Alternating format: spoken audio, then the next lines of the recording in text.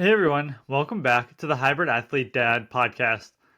In today's episode, I'm going to be going over the impact that fitness has on your kids.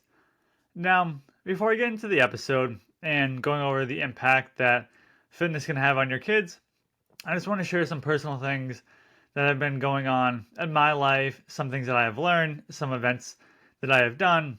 So to just kick things off, in one of the previous podcast episodes, I talked about that initially I was going to be running a half marathon in October, and this was back in August, and I just felt as though that I was ready to run this half marathon in August and not having to wait till October. So long story short, about a week before the half marathon around me was set to kick off, I signed up for it, and what I did is I switched that October half marathon to be a full marathon. So now I'm giving myself about 6 to 7 weeks to train based on what I've been able to do for a half marathon. Now I'm going to try to take that and do a full marathon and really try to push myself over these next 6 or 7 weeks or so when I'm recording this podcast episode. So with that said, I did end up running that half marathon. I'm going to be doing a full podcast episode on that, but to give you some context, overall, I felt very good running the half marathon. Ran it in 2 hours and 4 minutes. It was about 9.5 minute miles, so I was happy about that. Right now, at this point in my running career, I'm not necessarily looking to be the fastest person. I'm just looking to finish off these events without having to stop at all. So that's just my goals for this year. That's what I'm looking at for the marathon. In my mind, I'm putting some sort of time on what I'm running. So when I'm doing the half marathon, I want to come in about 2 hours. When I'm running a full marathon, I want to be coming in about 4 hours and just get those under my belt. I remember I was listening to a podcast with Cameron Haynes on his podcast, and I believe he was interviewing Emily Hanlon. I couldn't agree more where when I'm going out and I'm doing these events for the very first time, my goal is I just want to finish these events and then next year look into increasing the time. Where right now, I just want to see, okay, what does it feel like to run a half marathon? What's it going to feel like to run a marathon? What is that prep going to look like? So overall, the half marathon felt great. I was super happy with it, super pleased. Probably wasn't the best that the previous week I'd done a long run of 2 hours, and then the next weekend I'm running 2 hours and 4 minutes. But overall, I felt pretty good. I had been coming off a vacation where our daughter's daycare was closed for a few days, or actually for the entire week, last week of August. And that following weekend was going to be when I was running, so I was going to be away on vacation. Took our daughter to Connecticut for a few days, go down to the aquarium down there and just have a good time with her. Then came back that Friday. And what I had done is just one day in the hotel. I was there Wednesday, Thursday, Friday. On that Thursday, had gone off and done 6 miles on the treadmill. Not the most enjoyable aspect. I don't really enjoy running on the treadmill that much, but I will when there's a pinch like that. And I don't feel comfortable or know where I can hit up 6 miles around me on a run. So I ended up doing that 6 miles on treadmill and then running that half marathon. Now, the next part of this story is really what helped me on that half marathon was getting a good quality pairs of shoes. So I was running a half marathon on a Saturday, and it was that Monday that I'd gone to a shoe store, local shoe store, and I was able to get fitted for shoes. They took measurements of my feet. I tried on a pair of Hoka's and New Balance and another brand. I forget exactly which ones, but nonetheless ended up going with the Hoka. So I bought those on a Monday. I think the first time that I had ran with them was on that Thursday on the treadmill, and then I ran with them on that race on Saturday. I ended up getting some blisters on my feet, but nothing that I couldn't push through, and they only came in the last couple of miles, and the more I run in the Hokas, the better off they'd been. Because the issue that I was running into is I was using a pair of Noble shoes, Noble cross trainers that I like to use in the gym, and they're made for doing high intensity interval training. But when it came to doing these long runs of even these runs of 6 miles and longer, my feet would really hurt. I'd get very bad shin splints. So what I ended up doing was I had these pair of Asics that I had bought on Amazon, and they were very inexpensive. They were about $40. I just bought them just to have something to wear around the house, just to throw on. I started running in those. That definitely didn't feel that great, but it felt a little better than the no bowls. And in my mind, I was like, if I'm going to be running 13 miles or 13.1 miles for this half marathon, I have to invest in a good quality pair of shoes. So I ended up going off and buying these pair of Hokas, and it's been phenomenal running in them. I don't have any shin pain, no calf pain, no knee pain, anything like that. Yes, if I'm running 13 miles, my legs are still going to be a little sore from running that distance, but no pain from wearing them. So I recommend that brand. I know people have their different preferences out there. That just happened to be the brand that worked best for me after trying on a couple of different pairs of shoes. So I was happy about that. Fueling wise for the half marathon, I can go more into that in another episode, but that went well. Had the gels, had the electrolytes. It was the first time that I've listened to music during any sort of race. I found that was helpful for me. Some people like it, some people don't. For me, it's just beneficial. So I was happy to get through that half marathon. That was the furthest I had run up into that point. And obviously now running a marathon, that's double it. But I just feel like in my mind, I can shuffle along. If I can do 13.1, then I can do 14. I can do 16, 18, 20, 22, 24, 26.2. And I can just be able to shuffle along. And that led me into this past Saturday, where now I'm into this marathon training, and I end up doing 14 miles. And it's interesting. It's interesting to me running these 14 miles. So right now I'm just keeping it simple. I'm going 14 miles, 16 miles, 18 miles, 20 miles, 22, and then I have 4 other run days here and there. I go 5 miles, 10 miles, 8 miles, 4 miles, 6 miles, all over the map, but anywhere from 4 to 10 miles on those other days, besides the day that I'm doing my long run, with 2 rest days per week from running. I'll probably throw in some swimming and running here and there just to get another form of cardio and endurance going on. But I ran these 14 miles this past weekend, and it was in the pitch dark. So I got up at 4:30 in the morning. I was out the door by 4:55, and I made it back by about 7:20. A little bit slower than what I would have liked, but I know when I'm doing these long runs and training for this marathon prep, I didn't want to push myself like I was doing a race. I wanted to save that for actual race day. And when you're running for that long in the morning, it's very dark outside. The sun where I am doesn't come up till 6:30 in the morning. So really the first hour and a half of the run was in the pitch dark on the Saturday morning. So if you're someone out there that's listening to this episode and you're thinking, okay, I have to do these long morning runs, what works best for me, one, for safety and protection, is I get a visibility vest that I got on Amazon, and you basically turn it on and it lights up. It's almost like a neon green, neon yellow glow stick in the middle and in the back with reflectors so people can see you. I bought a headlamp.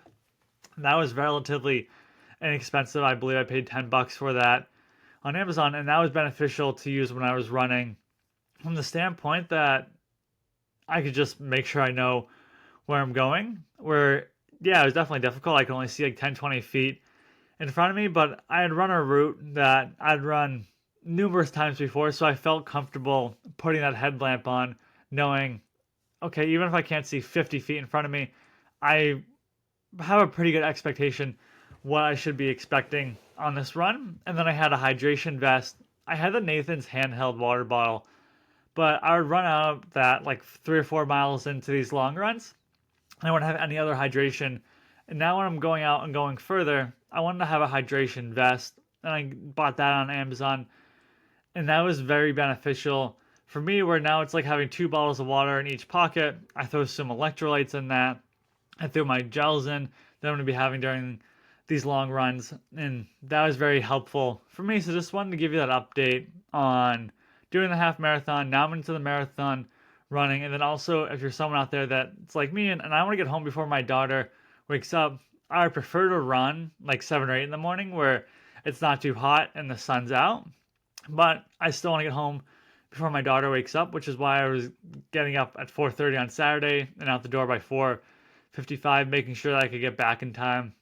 And luckily enough, I did. She didn't have one of those days where she wakes up at 6 or so. She slept right through the night and was out till about 7:45, 8. So it ended up working out pretty good. So that's really where I'm at right now running, where previously I'd been running 3 days a week, and then I had been doing swimming 2 days a week and biking 3 days a week. Now I'm doing running 5 days a week and taking an extra rest day off and only biking swimming 1 day a week just to keep it going. Not much more to it than that, other than I just want to continue to just stay at the same base that I am with swimming and running, so that once the marathon prep is over, then I can turn my attention to doing more swimming and more running again, and then maybe cutting back a day or two of running. And the part of the reason that I had been continuing on doing a lot of swimming and biking is that I was planning on doing an Olympic triathlon. I saw this event and it was about 45 minutes from where I am. I thought that was perfect. I was getting ready. I knew the distances. There was going to be it was going to be a 1,500-meter swim, a 25-mile bike ride, and a 6-mile run. I was like, that's perfect. I know that I want to do a half Ironman 70.3 come June. Obviously, we're far out from June, but that's going to give me a good baseline of where I am. What do I need to work on between now and then? I went to sign up for the event, and it was just very expensive. It was $300, I believe, for the event. Might have been even a little bit more than that. And then I was thinking, if I'm going to do this Ironman, I can see the fees are $400. This event, and I had done my sprint triathlon through this company, and they were fine, but it wasn't really anything special. And I just was like, I don't want to spend $300 on this. This just seems like a ton of money, where I hadn't signed up for the Ironman yet, and I know I'm going to be spending $400, and then I have the $300 for this event. It was just quite a bit of money to spend on it. So I knew I could do it at home, and obviously it's not the same experience as doing it as a race day. So what I did is I ended up just planning a day, and that was going to be September 8th, or it was September 6th actually. It was I believe I don't have a calendar in front of me, but I believe it was September 6th. It was a Friday, and this actually the next day was when I was doing the long run. Don't typically recommend doing an Olympic triathlon or any sort of triathlon where you're really pushing yourself and then doing a long run the next day. Definitely was hurting, and I wouldn't say pain, but definitely fatigued quite a bit from it. But I knew this is what I wanted to do. I was going to do it early on in my marathon prep, and I was going to knock it out. So Friday, I did 1,500-meter swim in my pool, and then after doing the 1,500-meter swim in my pool, I got out of that, and then I did a 25-mile bike ride. That was definitely hard. I had only been doing a stationary bike because I kind of cheaped out, and I bought this bike from Walmart. I spent $300 on it. Definitely leaves a lot to be desired buying a bike that is that cheap. So been using that bike. The gear to move it up and down had broke. So and actually in the middle of my sprint, at the beginning of my sprint triathlon, the bike portion. So I just been using it as a stationary bike with a trainer and within my garage. And I've been fine, but I actually hadn't taken it out on the road since June. So it had been over 2 months. So doing a 25-mile bike ride was definitely challenging. I found the first 12 miles to be exceptionally hard, and then the next 7 miles were fairly easy. I had my foot under me. I felt like I was pedaling pretty good. I was going like 16, 17 miles per hour, where I had been going about 12 miles an hour, and I knew that I wanted to go faster. And then I hit those final 6 miles, and that was definitely very grueling. It just felt like a grind and a slog to get through on the bike, and I just wasn't moving that fast. And I think it ended up taking me 2 hours and 15 minutes to get through the bike portion of it. And I know that I should be able to go faster. So I know that that's something that I need to work on. But outside of the bike portion of it, now, after doing that bike portion of it, I put my bike down and I ran the 6 miles. And that was probably the hardest 6 miles that I have run in quite some time. And I think part of the reasoning or part of the thinking behind it was when I'm running this marathon, from what I have heard, is that once you hit about 20 miles, those last 6 miles can be very challenging, but I know that I can push through and I can hit those final 6 miles. And that's really what I wanted to do as part of this Olympic triathlon, was push myself for through the swimming, through the biking, and then now doing this running aspect of it, and just feeling that pain in my legs hopping off the bike, having been on it for a lot longer than I expected to be, hopping off it.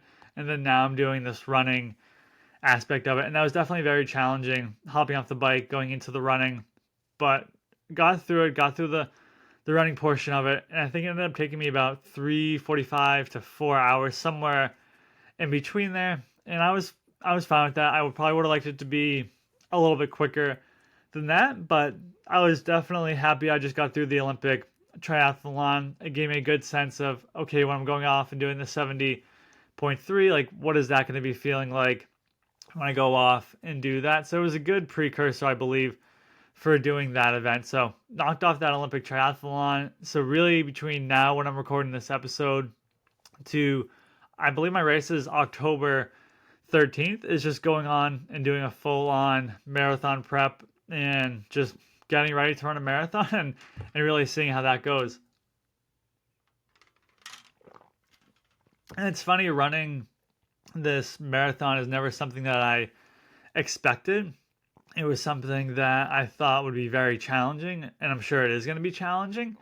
But I find with running, I can just keep moving. If I make sure that I'm hydrated, if I make sure that I have the electrolytes, if I have the gels, if I feel properly beforehand, the night beforehand, the day beforehand, I can keep my legs moving.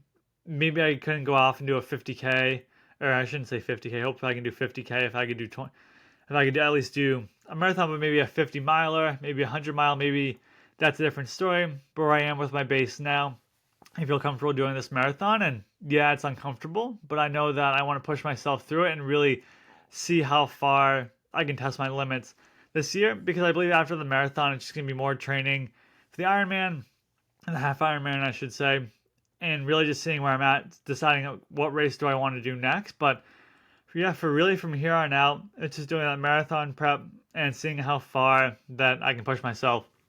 Just wanted to give you those updates on events that I've done, what I've noticed, what I've been going through. And now I really want to talk about the impact that fitness has on your kids. And actually, before I begin that, I want to put a question out there to the audience out there, where if you're someone like me and I have a Fitbit and I realize I need to upgrade the Fitbit, it's just not that great. I feel like for what I want to do, when I want to get information, I find that the distance isn't that correct on it. So I've been looking at Garmin watches, and I believe, I don't have the name in front of me. I believe it's the Garmin Forerunner 965 that I was looking at. For those in the audience that have used that, I'd be curious to see how you like it and how it's been working out for you. I'm very close on the fence to purchasing that and just upgrading my watch, just to give me more metrics, make it a little bit more accurate to track than what I'm receiving in the Fitbit. So if you're someone out there in the audience that has that, I'd be curious to hear your feedback on it.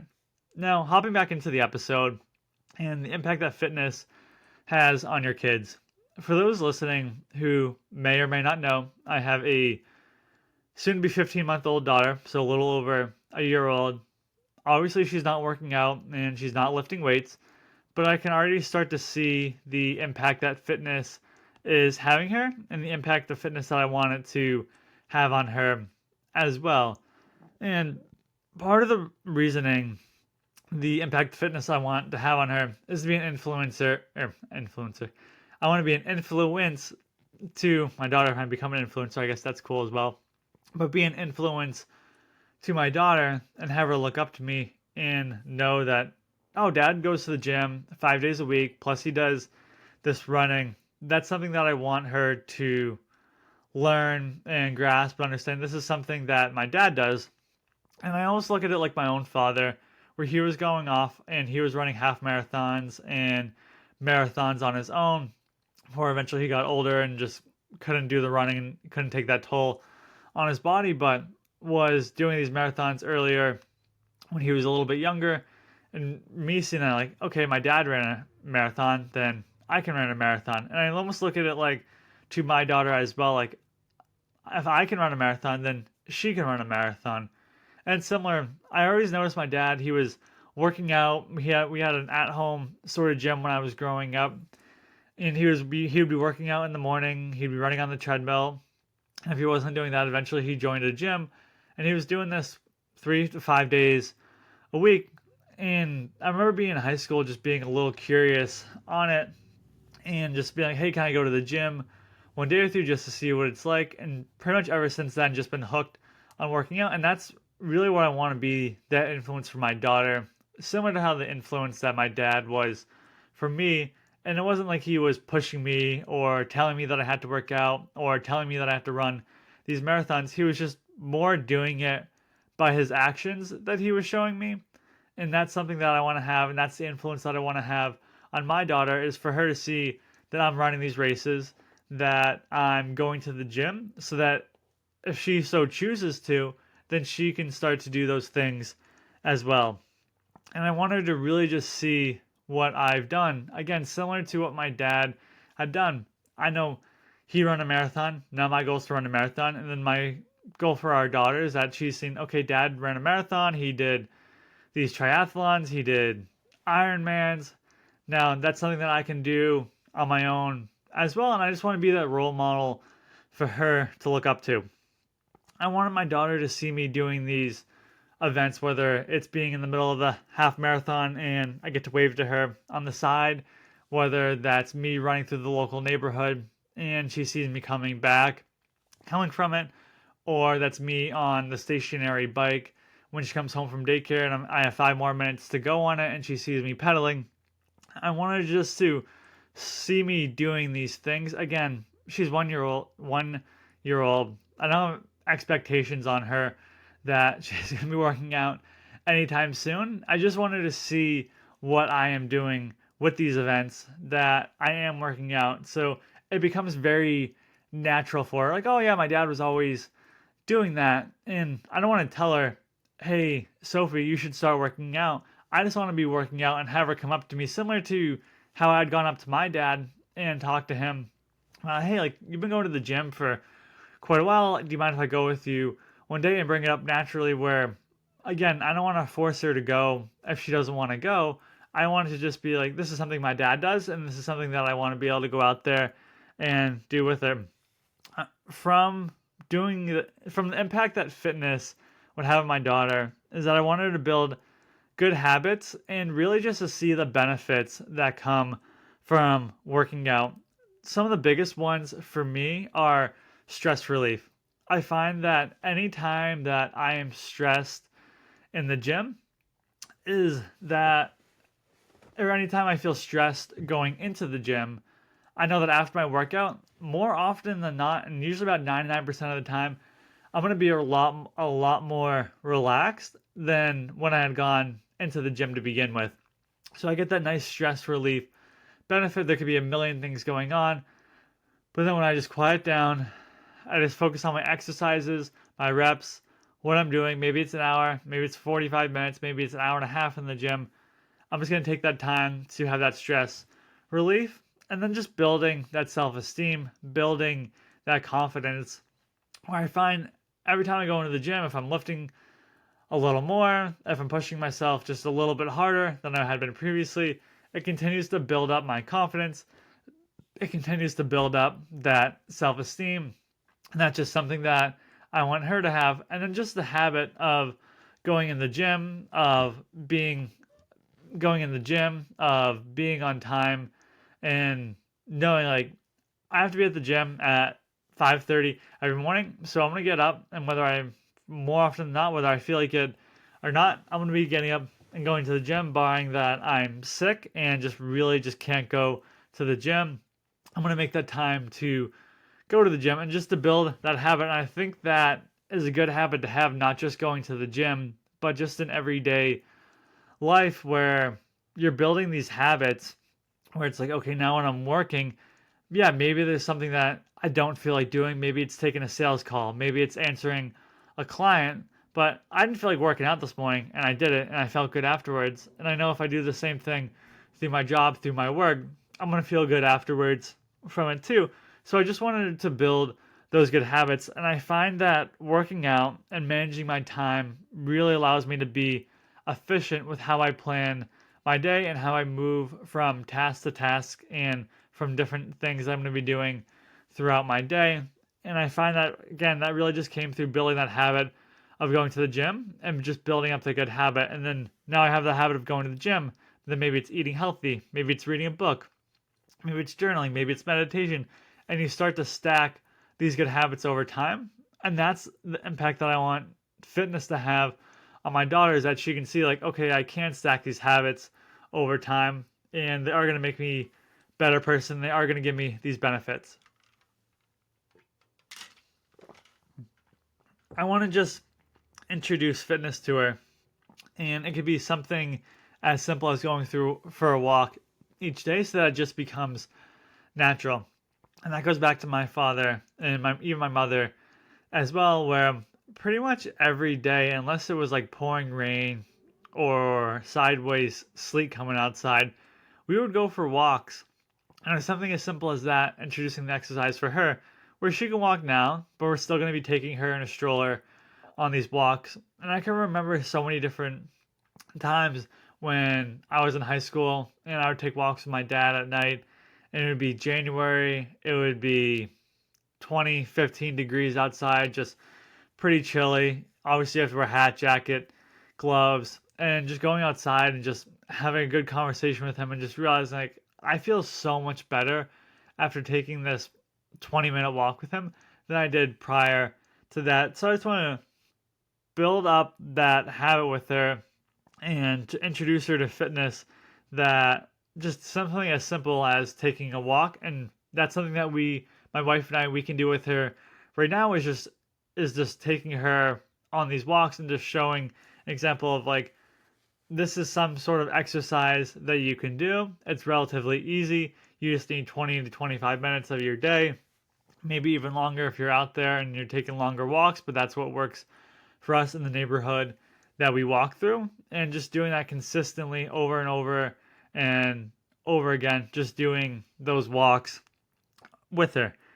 I want to show her what hard work can do, and that you can build the body that you want, but it's not going to be built over time. I don't want her to think like, okay, my dad has a quote unquote dad bod. I want her to be like, okay, my dad's in shape. He's put in the work. He's put in the discipline. And you can tell when someone's been working out. You can tell that that they've been putting in the work. They have the discipline to show up at the gym each day. Not even that, but they have the discipline to eat healthy. Where, yeah, I feel like eating a pizza or I feel like drinking soda, but I choose not to because I know that that's not what's going to help my body get fuel. That's not what's going to put my body in the best place possible to recover.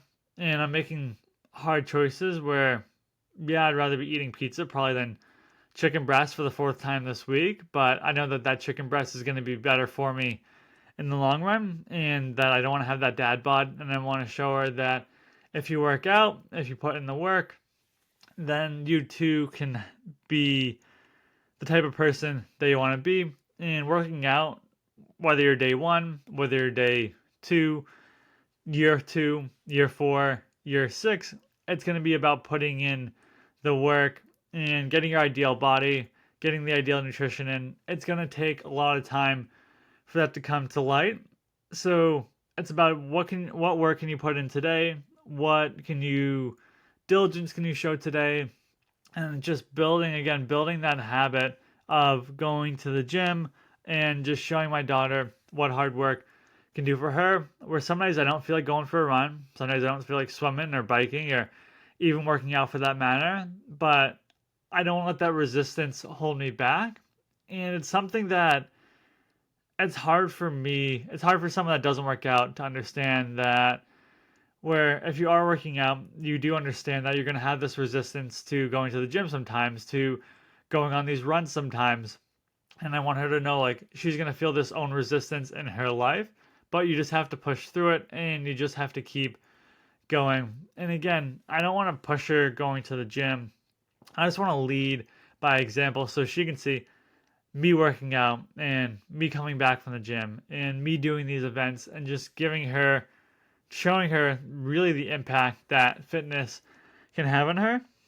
And then really the last part of it is that I just want to normalize fitness through my daily routine so that she can see that it's just a natural part of life. Every night after dinner, we go for a 25-minute walk.